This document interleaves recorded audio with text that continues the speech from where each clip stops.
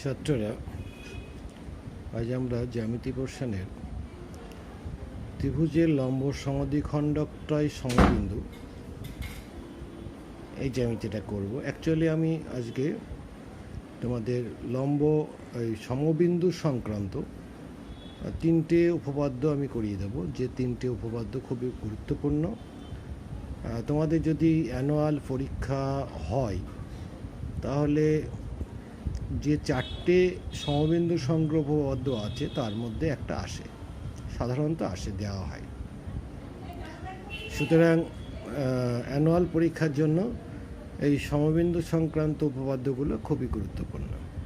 প্রথম যে উপপাদ্যটি আছে সেটি হলো ত্রিভুজের লম্ব সমদ্বিখণ্ডক ত্রয় সমবিন্দু। সমবিন্দু কাকে বলে একটু মনে করিয়ে দিই। অনেকগুলি সরলরেখা বা রেখাংশ একটা বিন্দুতে যদি মিলিত হয় তাহলে আমরা সেই সরলরেখাগুলিকে বা রেখাংশগুলিকে বলতে পারি সমবিন্দু সরলরেখা বা রেখাংশ। এখানে ত্রিভুজের তিনটে লম্ব সমদ্বিখণ্ডক হয়। আমরা জানি দুটো লম্ব সমদ্বিখণ্ডক একটা বিন্দুতেই ছেদ করবে, কারণ দুটো সরলরেখা সবসময় একটা বিন্দুতেই ছেদ করে। কিন্তু তৃতীয় সরলরেখাটি একটা বিন্দুতে ছেদ করতেও পারে, নাও করতে পারে। কিন্তু এখানে আমরা দেখব যে একটা ত্রিভুজের তিনটি যে লম্ব সমদ্বিখণ্ডক সেটা সবসময় একটা বিন্দুতেই যাবে, সেটাই প্রমাণ করব।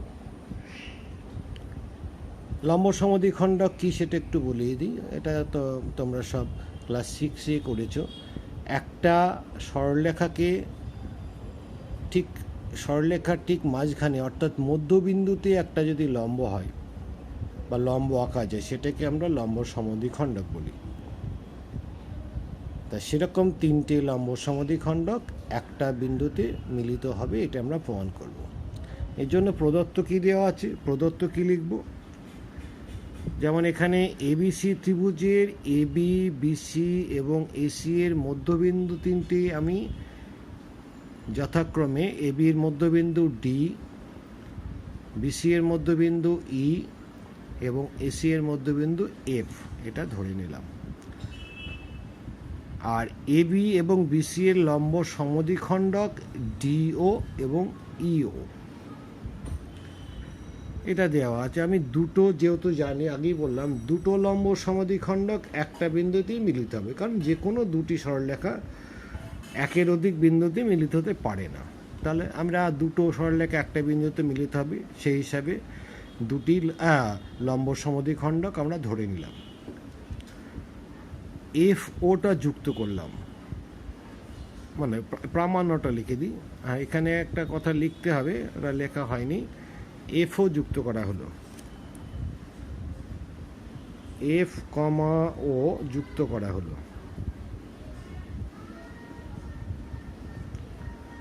এফ কমা ও যুক্ত করা হলো। এবার প্রামাণ্য কি, এফও এসি এর লম্ব সমদ্বিখণ্ডক বা এফও লম্ব এসি, এটা আমরা প্রমাণ করলেই উপপাদ্যটি প্রমাণিত হবে। এখানে অঙ্কন করেছি এ কমা ও, বি কমা ও এবং সি কমা ও যুক্ত করে দিলাম। প্রমাণ দেখো, ত্রিভুজ এ ডি ও এবং ত্রিভুজ বি ডি ও, এই দুটো ত্রিভুজ এ ডি ও আর হচ্ছে বিডিও, এই দুটো ত্রিভুজ, এই দুটো ত্রিভুজের এডি আর বিডি সমান, এটা আমি মধ্যবিন্দু ধরে নিয়েছি, তার মানে প্রদত্ত। এই কোণটা 90 ডিগ্রি, আবার এই কোণটাও 90 ডিগ্রি, লম্ব আঁকা হচ্ছে, এটাও প্রদত্ত। আর এইটা সাধারণ বাহু, কারণ দুটো বাহু দেখালাম আর একটা অন্তর্ভুক্ত কোণ দেখালাম। তাহলে দেখো সেটাই লিখেছি, এডি ইজিক্যাল টু বিডি প্রদত্ত, angle ADO is equal to angle BDO এটাও প্রদত্ত, আর ডি ও সাধারণ বাহু। তাহলে ত্রিভুজ এডিও সর্বসম ত্রিভুজ বিডিও, এটা এস এ এস সর্বসমতার সূত্র অনুসারে প্রমাণিত হলো। যে এটা সর্বসম হয়ে গেল, অতএব বলতে পারি এ ও আর বি ও পরস্পর সমান, কারণ সর্বসম ত্রিভুজের অনুরূপ বাহুগুলি পরস্পর সমান হয়। ঠিক একই রকমভাবে আমরা প্রমাণ করতে পারি, অনুরূপভাবে প্রমাণ করা যায় যে বিও আর সিও, যেমন এটা প্রমাণ করলাম এও আর বিও সমান, তাহলে আরেকবার প্রমাণ করতে পারি তাহলে অনুরূপভাবে এইটার সঙ্গে এইটা, এই দুটো সরলরেখার মানে ত্রিভুজ সর্বসম করে প্রমাণ করতে পারি বিও ইকুয়াল টু সিও। তাই এই জন্য লিখেছি, দেখো অনুরূপে প্রমাণ করা যায় বিও ইকুয়াল টু সিও। তাহলে আগে দেখালাম এও ইজ ইকুয়াল টু বিও, এখন দেখাচ্ছি BO is equal to CO. তাহলে আমরা বলতে পারি A O is equal to BO is equal to CO. এবারে আমরা এই ত্রিভুজ দুটো ধরবো, এ এফ ও এই ত্রিভুজটা আর একটা সি এফ ও। তাহলে দেখলাম এ এফ ও এবং সি এফ ও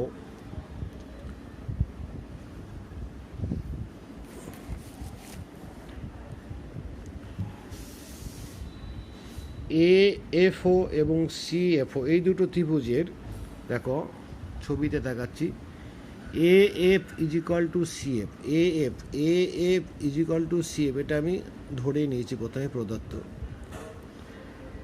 এও is equal to CO, A O is equal to CO, এটাকে আমি প্রমাণ করেছি। AO is equal to BO is equal to CO, সেটা লিখেছি এও ইজ ইকাল টু সিও, প্রমাণিত।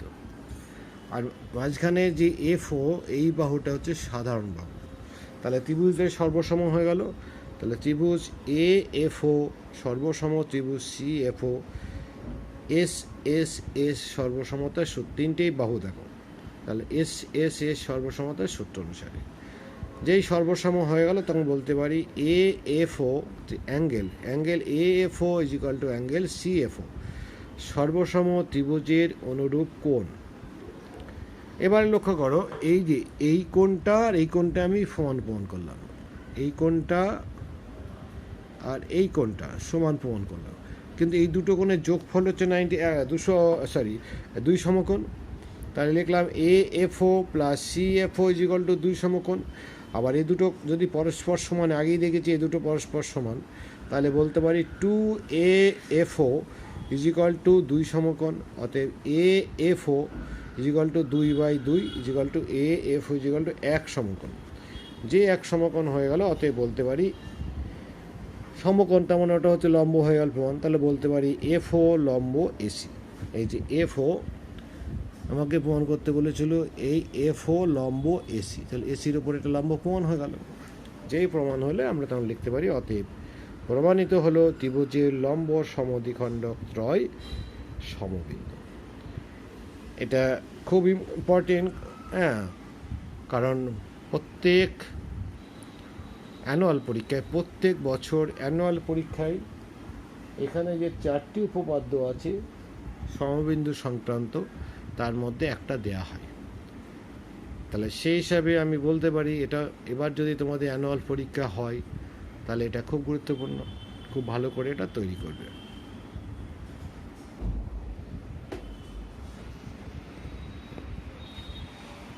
আমরা দ্বিতীয় উপপাদ্যে যাচ্ছি। দ্বিতীয় উপপাদ্যটা হলো ত্রিভুজের অন্তর্দ্বিখণ্ডক ত্রয় সমবিন্দু। এবার দ্বিখণ্ডক বলতে কি বুঝি, কোনো একটা কোণকে যে সরলরেখা সমান দুভাবে, মানে সমান দুভাগে কোণটিকে বিভক্ত করে, সেটাকে আমরা বলতে পারি অন্তর্দ্বিখণ্ডক। বা আরও সহজ করে বলা যায়, একটা কোণকে যদি সমান 2 অংশে বিভক্ত করি, কোণের যে সমদ্বিখণ্ডক, সেই কোণের সমদ্বিখণ্ডকটাকেই বলা হয় অন্তর্দ্বিখণ্ডক। তাহলে এখানে ত্রিভুজের অন্তর্দ্বিখণ্ডক ত্রয় সমবিন্দু, অর্থাৎ ত্রিভুজের 3টি যে কোণের সমদ্বিখণ্ডক আছে সেটাও এক জায়গায় মিলিত হবে বা একটা বিন্দুতে মিলিত হবে। আমাকে এটা প্রমাণ করতে হবে। তাহলে এখানে প্রদত্ত কি আছে, ত্রিভুজ এবিসি এর এ ও এবং বিও, ভালো করে দেখো, এ ও এবং বিও অ্যাঙ্গেল, এবারে করাচ্ছি ত্রিভুজের অন্তর্দ্বিখণ্ডক ত্রয় সমবিন্দু। অন্তর্দ্বিখণ্ডক বলতে বোঝায় কোণের সমদ্বিখণ্ডক, অর্থাৎ ত্রিভুজের যে তিনটি কোণ তার সমদ্বিখণ্ডক তিনটিও কিন্তু একটি বিন্দুতে মিলিত হবে। তাহলে এর কি কি দেওয়া আছে আমি এখানে ধরে নিলাম যে ত্রিভুজ এবিসি এর এ ও আর বি ও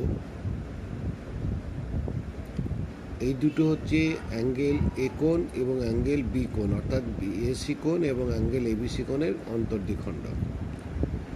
সিওটাকে এমনি আমি যুক্ত করে দিলাম।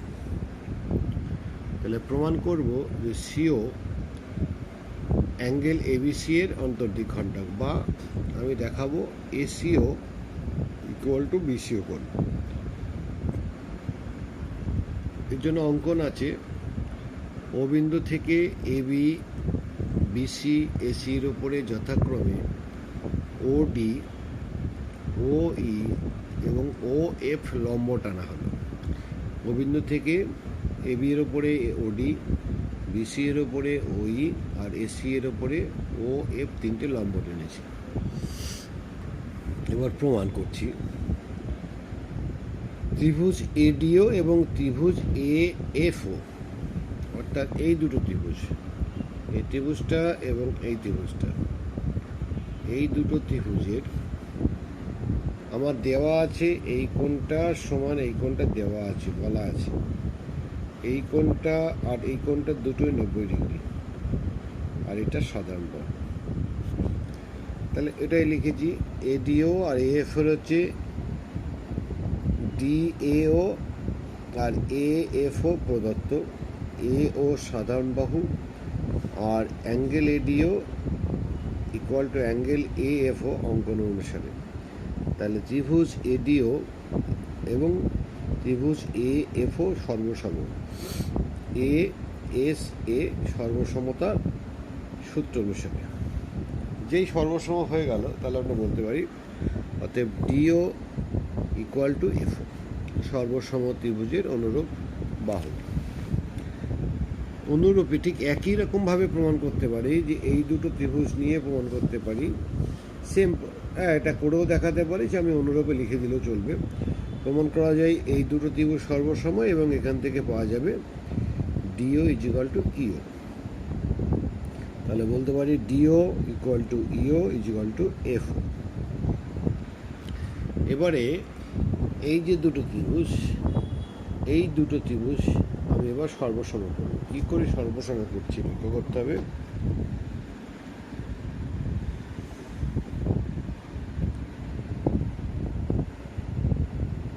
ত্রিভুজ সিএফও এবং ত্রিভুজ সিইও, এই দুটো ত্রিভুজের সি অ্যাঙ্গেল সিএফও এটাও 90 ডিগ্রি, আবার সিইও এটাও 90 ডিগ্রি। তাহলে আমি বলতে পারি ত্রিভুজদ্বয় সমকোণী ত্রিভুজ। আমরা সমকোণী দুটো সমকোণী ত্রিভুজের সর্বসমতা আর এইচ এস এই সূত্র অনুসারে করি। আর এইচ এস মানে একটা সমকোণ তো দেখানো হয়ে গেল, আর একটা বাহু এফও আর ইও, এটা আমি আগেই প্রমাণ করেছি, এই যে ডিও ইজিক্যাল টু ইও ইজিক্যাল টু এফও। তাহলে এখান থেকে এফও আর ইও পরস্পর সমান প্রমাণিত। আর সিওটা সাধারণ বাহু, এটাই অতিভুজ, দুটো ত্রিভুজেরই অতিভুজ হচ্ছে সিও। তাহলে অতএব সিএফও সর্বসম সিইও আর এইচ এস সর্বসমতার সূত্র অনুসারে। এই প্রসঙ্গে বলি, এটা কেউ ভুল করেও কিন্তু দুটো কোণ, অর্থাৎ এখানে আমি দুটো কোণ দুটো বাহু দেখাতে পাচ্ছি। একটা এই বাহুটা, এটা সাধারণ বাহু, সরি এটা আর এটা সমান, এটা সাধারণ বাহু, আর এই কোণ এই কোণটা আর এই কোণটা সমান 90 ডিগ্রি। কেউ কিন্তু ভুল করে এটাকে তোমরা এস এ সূত্র করবে না, এস এ সূত্র করলেই ভুলে যাবে, কারণ এটা অন্তর্ভুক্ত কোণ আমরা পাবো না। এস এ তখনই হয় যখন দুটো বাহু দেখাবো আর তার মাঝখানের কোণটা হয়। তাহলে এক্ষেত্রে এই আর এইচ এস এই সূত্র অনুসারেই কিন্তু করতে হবে, এটা ভালো করে মনে রাখবে। যেই সর্বসম হয়ে গেল আমরা বলতে পারি অতএব FCO is equal two ECO। এটা তোমরা ব্র্যাকেটে লিখতে পারো, সর্বসম ত্রিভুজের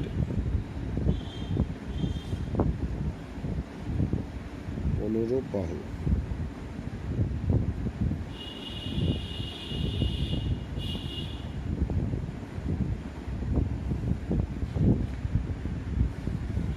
তাহলে FCO মানে হচ্ছে ACO, আর ECO মানে BCO। তাহলে এটা আমরা প্রামাণ্য চেয়েছিলাম, তাহলে প্রমাণিত হলো ত্রিভুজের অন্তর্দ্বিখণ্ডক ত্রয় সমবিন্দু। এটাও ভেরি ইম্পর্টেন্ট, প্রথমটা যেমন বললাম ইম্পর্টেন্ট, এটাও ইম্পর্টেন্ট। এরপরে যেটা আমি করাচ্ছি,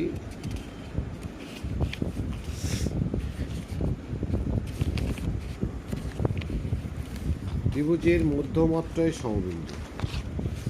এই ত্রিভুজের মধ্যমাত্রায় সমবিন্দু এটাও খুবই গুরুত্বপূর্ণ। যে চারটে সমবিন্দু সংক্রান্ত উপপাদ্য আছে তাদের মধ্যে থেকে এই তিনটে বেশি পরীক্ষায় দেওয়া হয়, আর একটা যেটা আছে সেটাও কম দেওয়া হয়, সেটা পরীক্ষায় খুব একটা আসে না, তবে সেটাও আমি শেখাবো। ত্রিভুজের মধ্যমাত্রায় সমবিন্দু। মধ্যমা কাকে বলে নিশ্চয়ই তোমরা জানো, তবে আমি আর একবার বলে দিচ্ছি। কোনো ত্রিভুজের একটা শীর্ষবিন্দু থেকে তার বিপরীত বাহুর মধ্যবিন্দু সংযোজক যে সরলরেখা সেটাকে বলে মধ্যমা। অর্থাৎ এই যে একটা ত্রিভুজ, এই বাহুর মধ্যবিন্দু ডি, তাহলে সি থেকে ডি পর্যন্ত যে সরলরেখাটা এটাকে বলে মধ্যমা। এসির মধ্যবিন্দু এফ, তাহলে VF একটা মধ্যমা। তা এইগুলোকে মধ্যমা। এরকম তিনটে মধ্যমা যদি ত্রিভুজে আমরা টানি সেটাও কিন্তু একটা বিন্দু দিয়েই যাবে, এটাই আমি প্রমাণ করব। তাহলে প্রদত্ত কি আছে, ABC ত্রিভুজের CD, এই CD একটা মধ্যমা, BF একটা মধ্যমা। CD ও BF দুটি মধ্যমা, এরা পরস্পর ও বিন্দুতে ছেদ করেছে। আমরা AO যুক্ত করে বাড়িয়ে দিলাম, AOটা যুক্ত করে বাড়িয়ে দিলাম, যা যে লিখছি AO যুক্ত করে বর্ধিত করা হলো, যা BCকে E বিন্দুতে ছেদ করে। প্রমাণ করব যে BE is equal two C, অর্থাৎ E বিন্দুটা যদি প্রমাণ করতে পারি যে BCর মধ্যবিন্দু, তাহলে প্রমাণিত হবে AD আর একটা মধ্যমা। আর AD মধ্যমা হলে, আমি তো এই বিন্দু দিয়েই নিয়ে এসেছি, AD মধ্যমা প্রমাণ হলে আমরা প্রমাণ করতে পারবো যে মধ্যমাত্রায় সমবিন্দু। অঙ্কন AEকে এমনভাবে বর্ধিত করা হলো যাতে AO আর OG পরস্পর সমান। এই যে AO আর OG এটা পরস্পর সমান। হয়তো ছবিতে এটাকে নিচেরটাকে একটু বড় মনে হচ্ছে, কিন্তু যাই হোক, এটা উপপাদ্যে এটা চলে যাবে। AO আর OG পরস্পর সমান, এটা আমাকে মানে অঙ্কন করলাম। তাহলে এমনভাবে AEকে এমনভাবে বর্ধিত করা হলো G পর্যন্ত যাতে AO ইকুয়াল টু OG হয়, সেটাই লিখেছি। দেখো, AEকে এমনভাবে বর্ধিত করা হলো যাতে AO ইকুয়াল টু OG হয়, তারপরে GC যুক্ত করা হলো। প্রমাণ খুব সহজ। এই যে ত্রিভুজটা হলো ABG,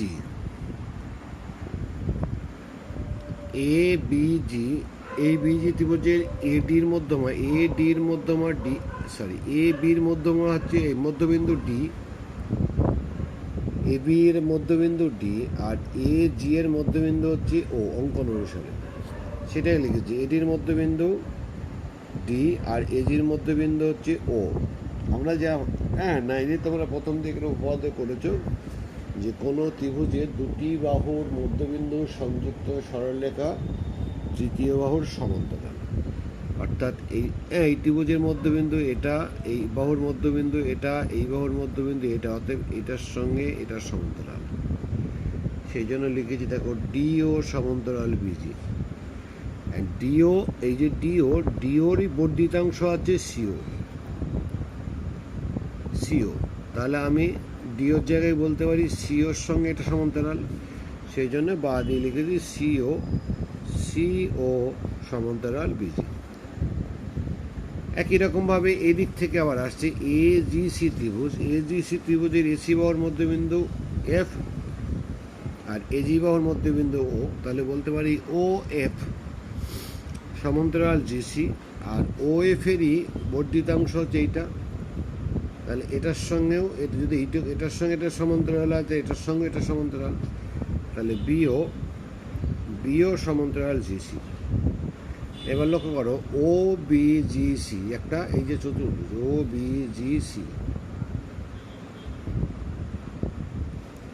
বিজিসি মানে এই যে চতুর্ভুজটা, এই চতুর্ভুজের আমি আরেকবার দেখিয়ে দিচ্ছি, সিওর সঙ্গে বিজি সমান্তরাল, সিওর সঙ্গে বিজি সমান্তরাল আর বিওর সঙ্গে জিসি সমান্তরাল, তাহলে বলতে পারি চতুর্ভুজ ও বিজিসি একটি সামান্তরিক। আমরা জানি যে সামান্তরিকের কর্ণদ্বয় পরস্পরকে সমদ্বিখণ্ডিত করে, তাই জন্য লিখেছি বিসি এবং ওজি দুটি কর্ণ পরস্পর ই বিন্দুতে ছেদ করেছে।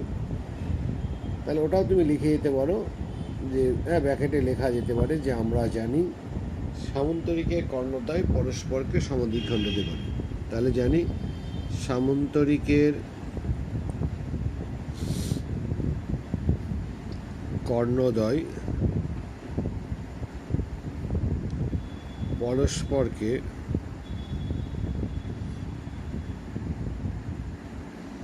সমদ্বিখণ্ডিত করে।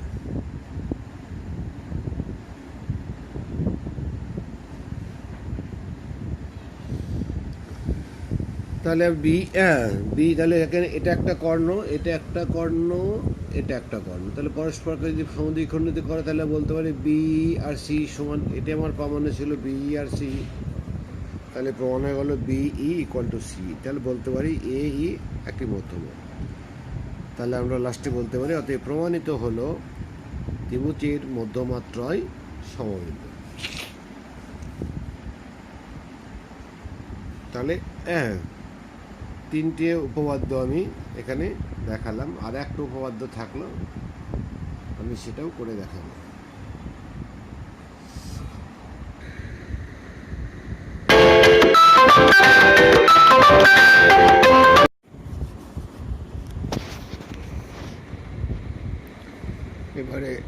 এবারে আমি করাচ্ছি ত্রিভুজের লম্বত্রয় সমবিন্দু।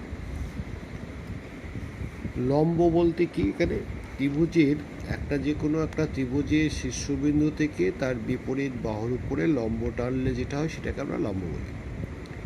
অর্থাৎ এবিসি ত্রিভুজের এ ই একটা লম্ব, সিডি একটা লম্ব, বি এফ একটা লম্ব, সেটাই লিখেছি প্রদত্ততে। এবিসি ত্রিভুজের এ ই সিডি এবং বি এফ তিনটি লম্ব। প্রামাণ্য হচ্ছে ত্রিভুজের লম্বত্রয় সমবিন্দু। আমি এখানে কিন্তু বললাম না যে এখানে এরা এই জায়গায় ছেদ করেছে এক বিন্দুতে, সব কিছু বললাম, আমরা প্রমাণ করব যে এই তিনটি লম্ব একটা বিন্দুতেই যাবে বা সমবিন্দু প্রমাণ করব। তাহলে প্রামাণ্য হচ্ছে ত্রিভুজের লম্বত্রয় সমবিন্দু। অঙ্কনটা একটু ভালো করে দেখো, অঙ্কনটা একটু কঠিন। এ বিন্দু দিয়ে বিসি এর সমান্তরাল করে পি আর টানা হলো। বিসি এর সমান্তরাল করে এ বিন্দু দিয়ে এটা টানা হলো। বি বিন্দু দিয়ে এসি এর সমান্তরাল করে পি কিউ এটা টানা হলো। আর সি বিন্দু দিয়ে এ বি এর সমান্তরাল করে এটা টানা হলো। এরা পরস্পর পি কিউ আর বিন্দুতে ছেদ করলো, সেটাই লিখেছি। এ বিন্দু দিয়ে বিসি এর সমান্তরাল, বি বিন্দু দিয়ে এসি এর সমান্তরাল ও সি বিন্দু দিয়ে এ বি এর সমান্তরাল সরলরেখা টানা হলো, যারা পি কিউ আর বিন্দুতে ছেদ করে। এগুলো কমাতে লিখি, P Q R, P Q R বিন্দুতে পরস্পরকে পি কিউ আর বিন্দুতে ছেদ করে। এবার প্রমাণ করছি। প্রমাণটাও একটু বড় প্রমাণ, তা অনেক সংক্ষিপ্তভাবেই করা হচ্ছে। দেখো এই যে চতুর্ভুজ A P B C, A P P B আর সি, এই চতুর্ভুজের পি এর সঙ্গে বিসি সমান্তরাল, অঙ্কন অনুসারে পি এ সমান্তরাল বিসি, আবার বলতে পারি পি বি সমান্তরাল এসি। তাহলে একটা চতুর্ভুজের বিপরীত বাহুগুলি যদি সমান্তরাল হয় সেটি সামান্তরিক, তাহলে এ পি বি সি সামান্তরিক।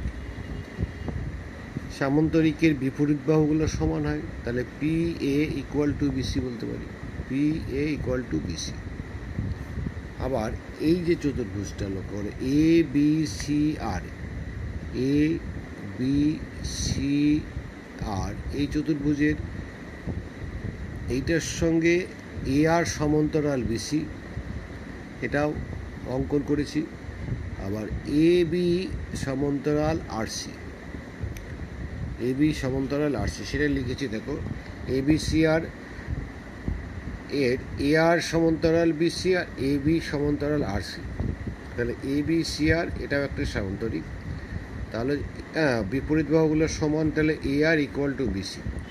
এখানে দেখিয়েছি দেখো P A is equal to BC, এখানে A R is equal to BC. তাহলে দুটোই বিসির সঙ্গে সমান যদি হয় তাহলে বলতে পারি পি এ আর এ আর পরস্পর সমান, P A is equal to A R, অর্থাৎ বলতে পারি পি আর এর মধ্যবিন্দু এ, তার মানে এই যে সরলরেখা পি আর এর মধ্যবিন্দু এ। ঠিক একইভাবে আমরা প্রমাণ করতে পারি অনুরূপভাবে পি কিউ এর মধ্যবিন্দু বি এবং কিউ আর এর মধ্যবিন্দু সি, সেটাই আমরা লিখতে অনুরূপভাবে প্রমাণ করা যায় পি আর এর মধ্যবিন্দু বি এবং কিউ আর এর মধ্যবিন্দু সি।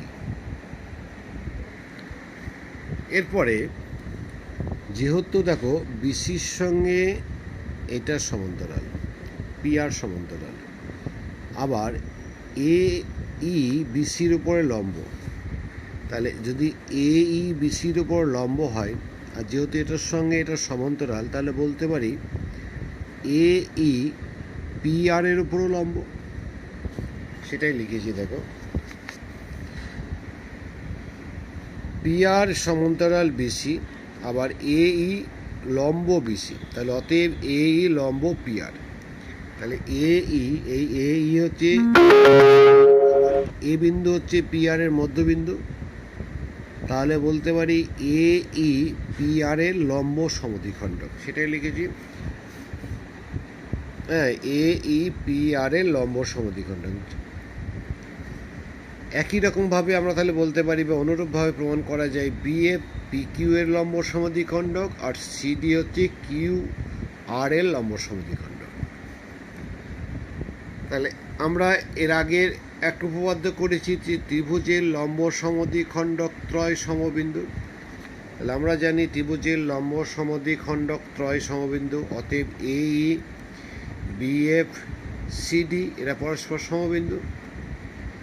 এই তিনটি আবার ছিল ত্রিভুজের তিনটে লম্ব, এই দেখো এ ই সিডি এবং বিএফ এরা ছিল এবিসি ত্রিভুজের তিনটি লম্ব। তাহলে আমরা বলতে পারি অতএব প্রমাণিত হলো ত্রিভুজের লম্বত্রয় সমবিন্দু। বা এখানে আরেকটা কথা লিখতে পারো, ত্রিভুজ এবিসি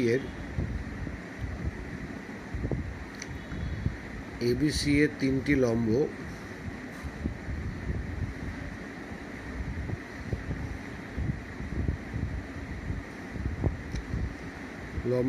এ ই বি এফ সিডি সমবিন্দু। তাহলে অতএব প্রমাণিত হলো ত্রিভুজের লম্বত্রয় সমবিন্দু। হ্যাঁ, এটা কিন্তু এটা পরীক্ষায় একটু কম দেওয়া হয়, তবু আগের তিনটে খুব ভালো করে করবে, এটাও তৈরি করবে। ঠিক আছে, আমি চারটে উপপাদ্যই তোমাদেরকে পাঠাচ্ছি, তোমরা ভালো করে তৈরি করে এগুলো আমাকে আবার পাঠাবে আমার কাছে।